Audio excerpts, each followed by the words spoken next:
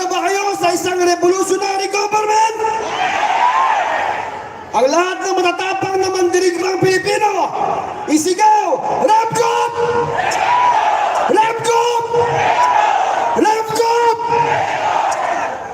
Kung nagawa po yan ni Pangulong Cory Aquino noong 1986, kayang-kaya di hamak ni Pangulong Rodrigo Roa Duterte na magkaroon ng isang maayos na revolutionary government bago mag-2022 para po itulak ang Federal Republic of the Philippines.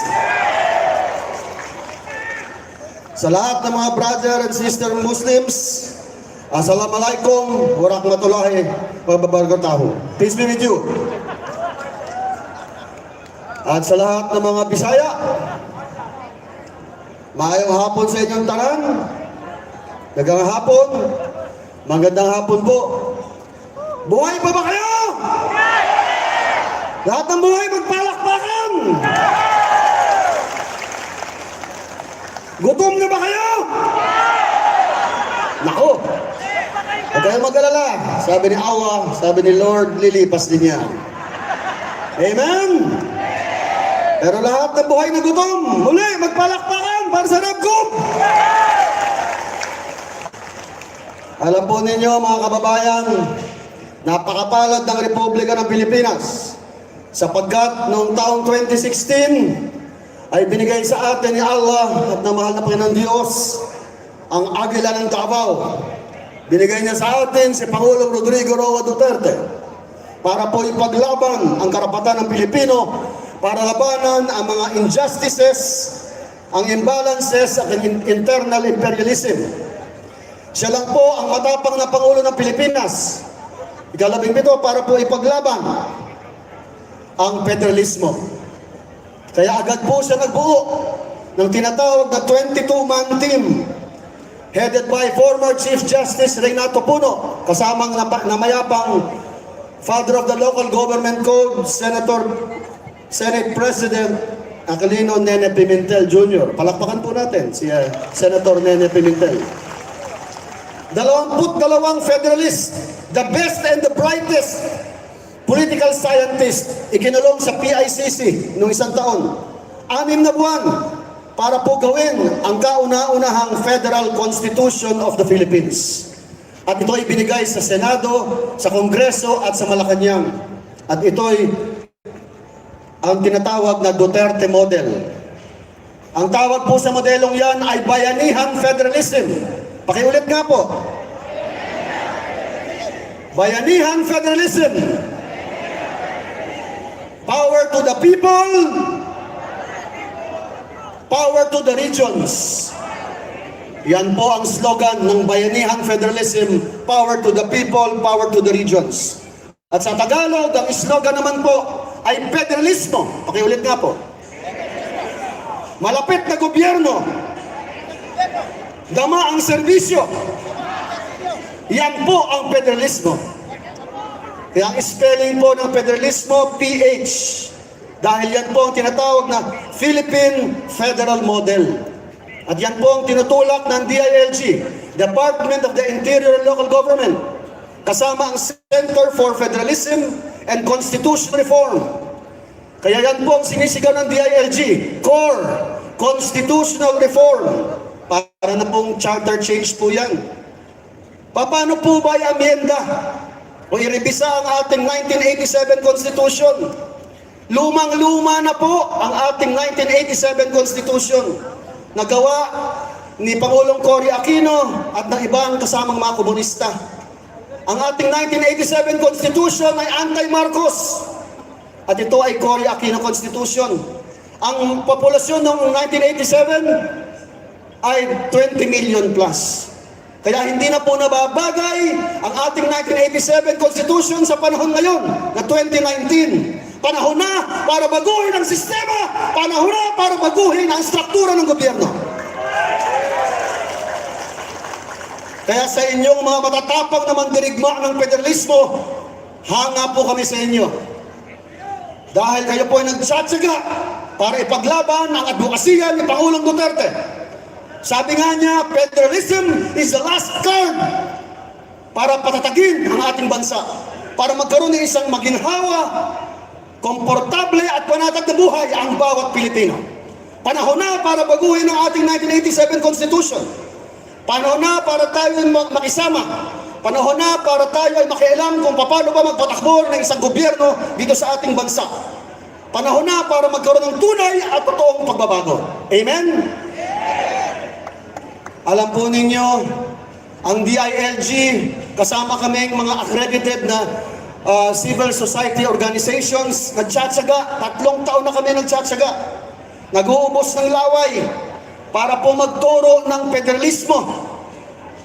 Ang kasaysayan, history, basic concepts, principles, advantages and disadvantages, and the recommendations of the Duterte government, headed by Chief Justice Renato Puno, yung Bayanihan Federalism, Constitutional Reform. So ang kabuang mensahe po ng DILG at ng Malacanang, simple lang. Ang kabuang mensahe, bottom line message, simple lang.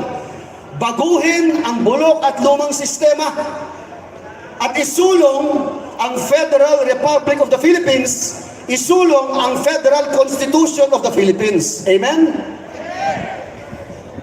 Kaya sana po naiintindihan ninyo kung ano ba ibig sabihin ng federalismo. 4 po ang sandigan para po matuloy ang ating advokasiyang Federal Republic of the Philippines. Unang-una po, kailangan itulak po na magkaroon ng bagong Federal Constitution. Kasi po ang ating gobyerno, magmula 1935, panahon pa ni Manuel Quezon, hanggang yung 2019, panahon na ni Duterte, ay unitary, highly centralized form of government pa rin. So 84 years na po na unitary, highly centralized form of government ang Republika ng Pilipinas. Napakatagal na po ng bulok at palpak at manhid na sistema. Kaya kailangan po maamyenda, maribisa ang 1987 Constitution para magkaroon ng katuparan ang Federal Republic of the Philippines. Amen? Pangalawang sandigan, kailangan po natin magkaroon ng isang gobyerno ng tao, mula sa tao at para sa tao. At hindi para sa trapo at mga garapal na magnanakaw na politiko at oligarko.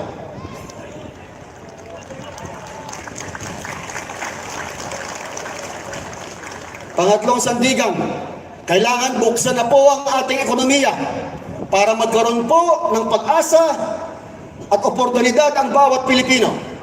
Bubuksan ni Pangulong Duterte ang ating ekonomiya.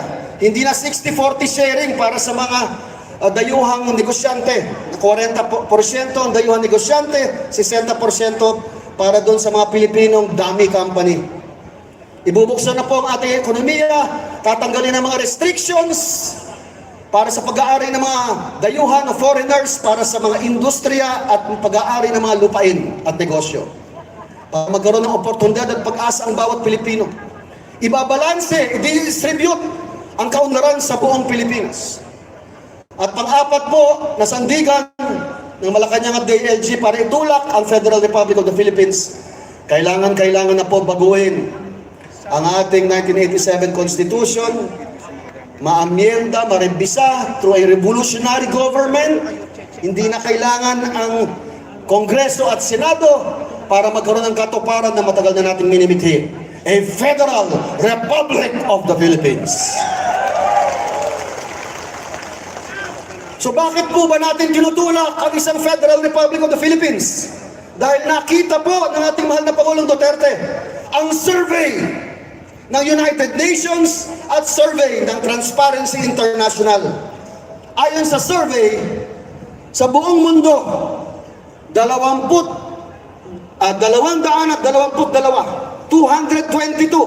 ang mga bansa na nakipaglaban para sa kanilang kalayaan, kasarinlan at independensya. 222 sovereign countries.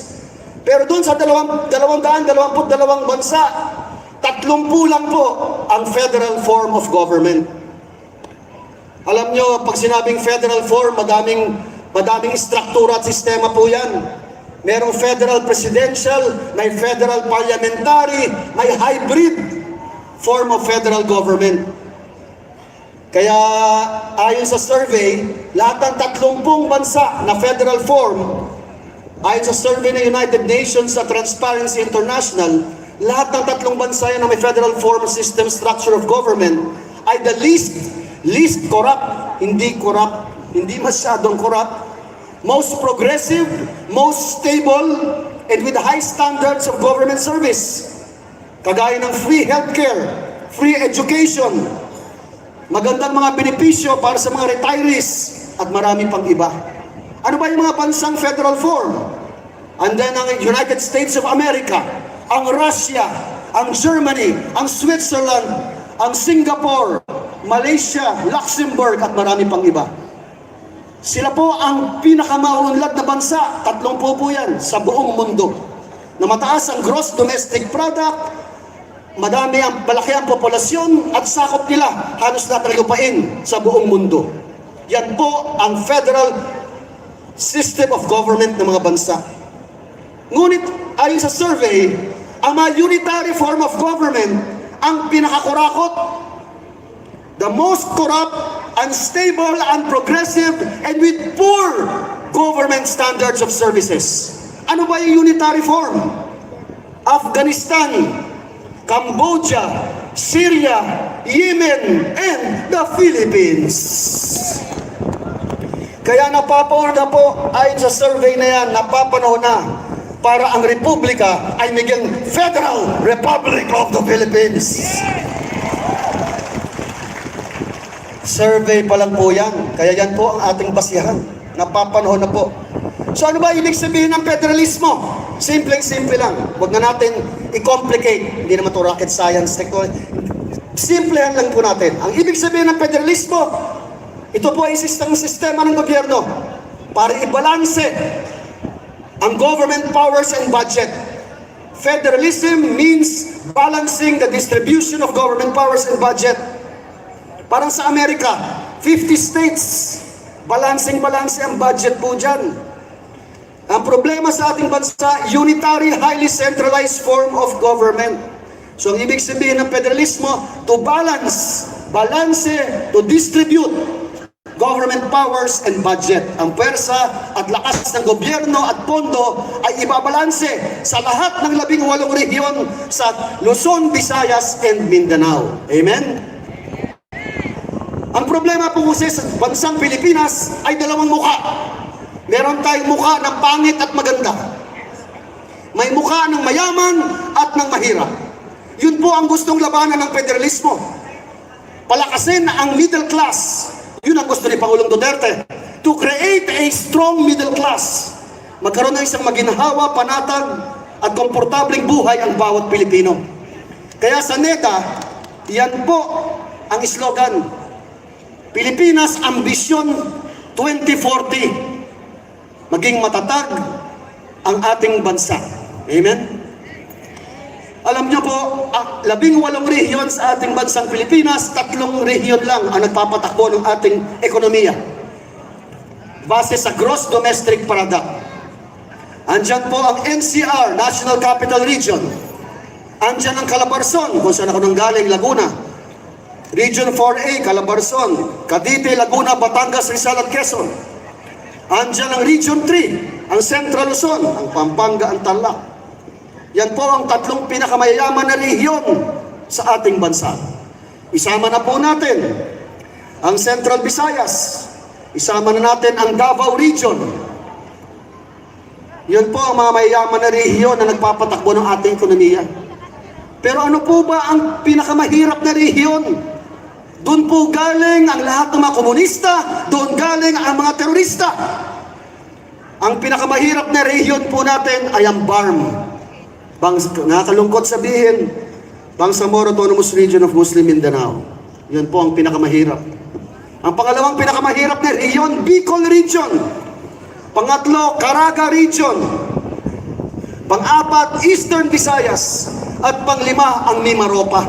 Yan po ang 5 sa pinakamahirap na rehiyon kung saan nanggagaling ang mga komunista at terorista. So napapanahon na po, mga kababayan, para itulak po natin ang isang Federal Republic of the Philippines. Parang awa mo na, Pangulong Duterte, Repcop na! Kaya mga kaibigan, para po maamyenda at maribisa ang ating konstitusyon, 4 po ang paraan. Doon sa hindi nakakaalam, ayon sa ating batas, unang-una, CONAS, Constituent Assembly. Kailangan ng boto sa Kongreso at sa Senado. Pangalawa, CONCOM, Constitutional Convention. Panahon ni Marcos, nagkaroon po ng CONCOM. Magastos, nagkaroon ng CONCOM delegates. Kailangan na naman ng boto sa Kongreso at Senado. Diba? 2/3 yung isa 3/4. Ang Kongreso at Senado, hindi magkasundo-sundo. Hindi ko maintindihan. Noong isang linggo, nagpalabas ang Kongreso ng kanilang mga rekomendasyon. Nagpasa sila ng resolusyon hanggang 3rd reading. Ang tawag nila, surgical amendment. Ayaw nila ipasa itong Duterte Federal Constitution na bayanihan federalism, power to the people, power to the regions, headed by Chief Justice Renato Puno. Ang gusto nila, 4 lang ang i-adapt. Ang gusto nila, 4 lang ang i-amyenda doon sa ating 1987 Constitution. Unang-una, pag binoto daw ang presidente, tandem ang vice president. Galing din po yan sa bayanihan federalism. Parang Amerika. Pag binoto mo ang presidente, tandem, kapartido ang vice president. Para hindi nagdadasal ang vice na mamatay ang presidente. Kagaya ni Leni Robredo, nag-aantay lang po yan. Spare tire. Yun ang unang gustong palitan ng Kongreso. Pag binoto ang presidente, tandem ang vice president. Pangalawa, ang term limit. Kasi ang term limit po ngayon, ang presidente at vice 6 years. Ang Senado, senador 6 years. Ang governor, mayor, pababa 3 years. Ang gusto ng Congress, 5 years. 5 years. 3 terms, 15 years. Ang presidente, vice president, governor, mayor, pababa. Ang 6 years ng presidente, ang governor, mayor na 3 years, gawing 5 years, isang termino, 3 termino, 15 years. Siyempre, tanggal dyan ang anti-dynasty law. Amen? Pangatlo, ang isang rekomendasyon pa ng Kongreso, bukod doon sa tandem president-vice president, bukod doon sa term limit, gusto po nila, pagdating po sa foreign investment, yung 60-40 gawing 100% para po sa mga dayuhan. So kita po ninyo, aapat lang po yan na itunutulak ng Congress. Pero hindi nila pinapansin ang bayanihan federalism draft ni Pangulong Duterte at Chief Justice Renato Puno. Kaya mga kababayan, napapanahon na po para sa tunay at totoong pagbabago. Huwag na po nating pansinin ang Kongreso at ang Senado dahil sila po hindi magkasundo. Panahon na po para sa isang Federal Republic of the Philippines. Magkaisa po tayo, 107 million po ang ating populasyon. Kayang-kaya po natin yan pag tayo nagkaisa.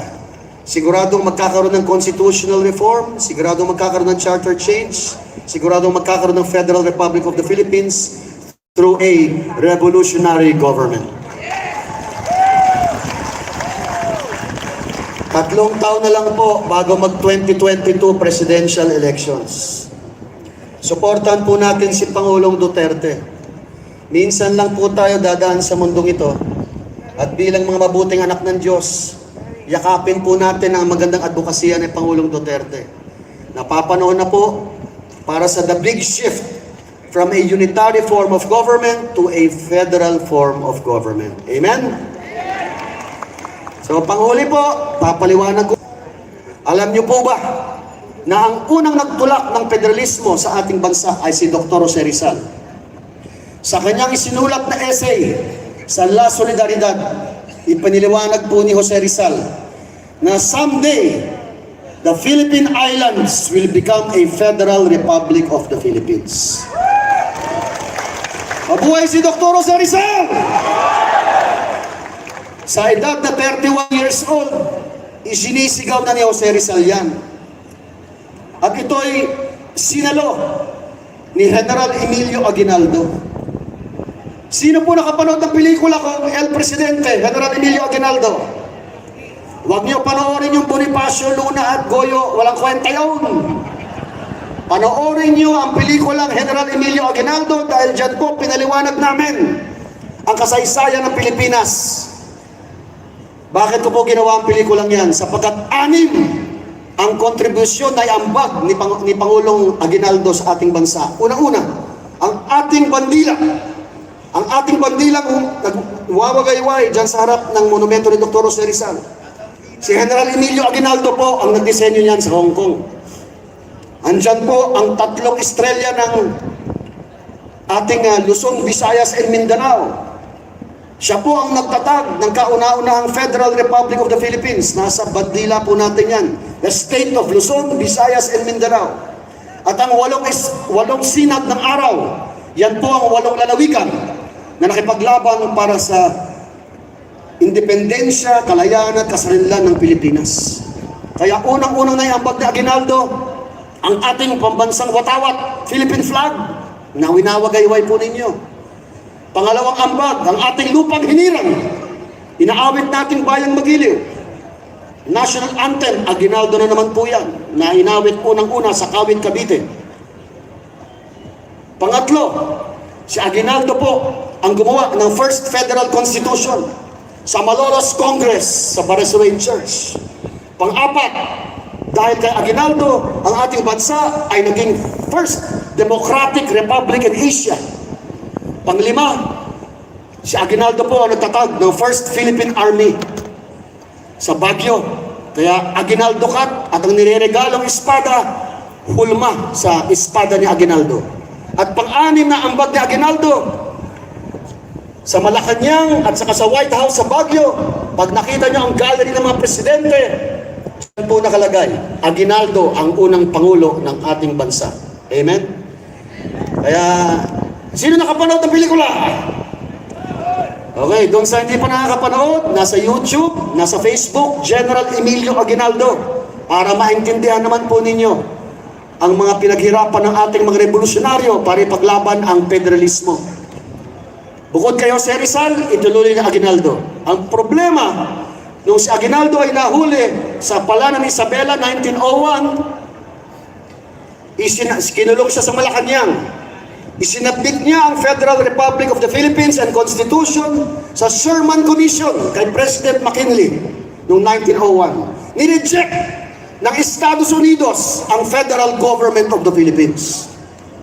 Kaya nalungkot si Aguinaldo hanggang sa namatay na siya hanggang 1963. Pero 35 years tayo, walang presidente. 1901 hanggang 1935. Ang ginawa ng mga Amerikano, binata si Manuel Quezon at doon po nagumpisa ang unitary form of government.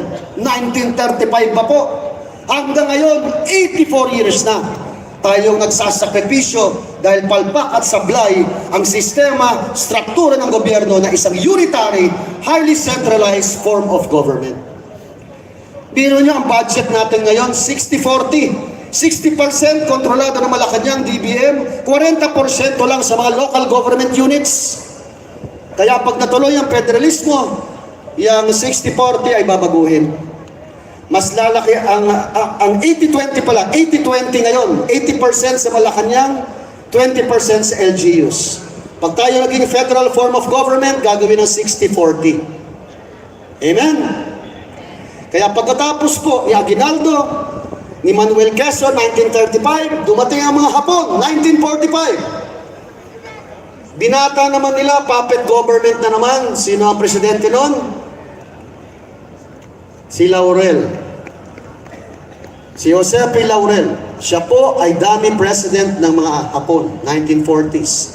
At tapos po ng 1940s, dumating na po si Pangulong Ferdinand Marcos. Mabuhay si Marcos! Siyempre po, 1972, naamyenda na naman po ang konstitusyon. Nagkaroon ng taasan ng kamay, nagkaroon ng plebisito, na isaayos ni Pulong Marcos ang ating constitution. Nagkaroon pa nga ng parliamentary form, federal parliamentary form of government, presidential parliamentary, nagkaroon ng presidente, nagkaroon ng prime minister, Cesar Virata, 1972, 73. Tapos, dumating si Cory Aquino, yun na po, doon nag-umpisa ang ating kalbaryo. 1986, People Power, 97, Philippine Constitution, 1991, Local Government Code. So, hindi na po nababagay ang ating 1987 Constitution sa panahon ngayon. So, mga kasama, panahon na po para buguhin ang bulok ng sistema. Panahon na para magkaroon ng Federal Republic of the Philippines. Amen? So, yun lamang po. Marami pa po sana. Alam niyo po, 3 taon mahigit na po tayo nagla-lecture sa buong Pilipinas. Kagagaling ko lang sa Osamis City, General Santos at Cagayan de Oro. Sa isang linggo, sa Cebu naman kami. At sa Bisaya, magle-lecture na naman kami para maintindihan kung ano ba ang pinaglalaban nating federalismo. So sa inyo lahat, sana kahit papano, naintindihan ninyo ang ating pinaglalaban. Mabuhay si Pangulong Duterte!